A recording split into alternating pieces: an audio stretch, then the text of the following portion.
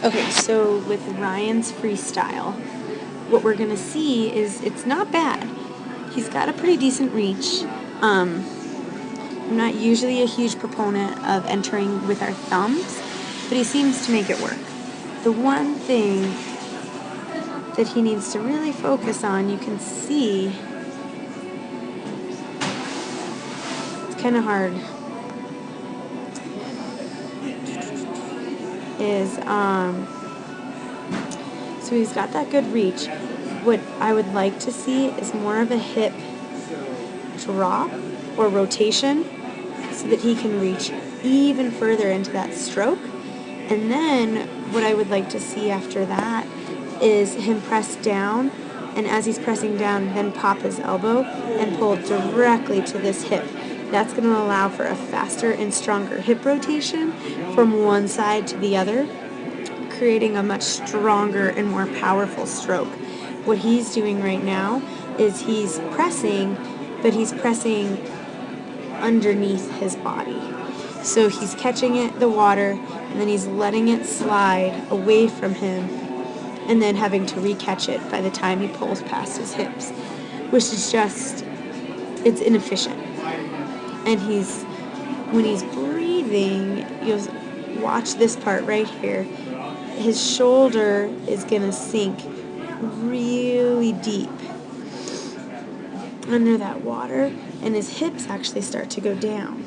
Okay, that tells me two things. First, his core, we need to get that a little bit stronger. His arms, we need to reach out. Okay, keep those hips up high. We want to stay up high on the water. We don't want to have kind of an arch or swimming uphill style. So you can see that hand is already starting to go down. We want to reach out strong, not let that shoulder come under our head while we're breathing, and keep those hips up and rotated while we're breathing.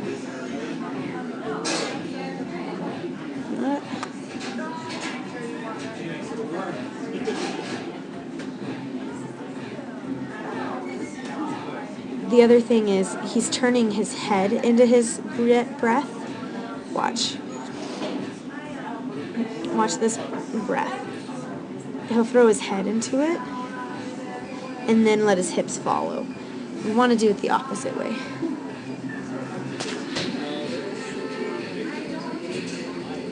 Now, for his backstroke, pretty decent. What I would say is you can kind of see how it's not the most, there's a slight, his feet are down here, his hips are still under the water, and then his shoulders are up. So he's got a slight incline of his body. So it's the same as with Matthew, right? We want to push, there's a T line down between your two shoulders and down your spine, and you want to press on that middle part and then rotate along your spine and your hips so his head can come back just a little bit more, pop those hips, have his feet bubbling the surface of the water, and that's going to help immensely with that freestyle, or with that backstroke. His rotation is actually pretty good, and he's catching some nice deep water.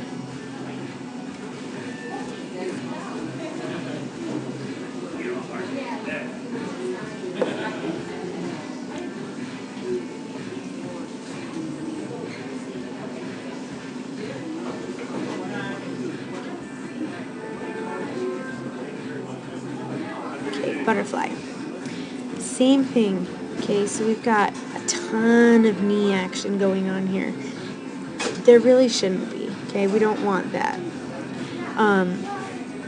The wave needs to start from the press in your hands, then you lift up, hips are down, then hips come up, and then you finish the kick with your feet. The knees really don't bend that much. They're just going to be the transfer of that energy. You can see he's kind of pausing in that breath a little too long. What I want to see, and that's a high breath, his hips are down. If you were to look at an Olympian, they're going to have more of a forward breath.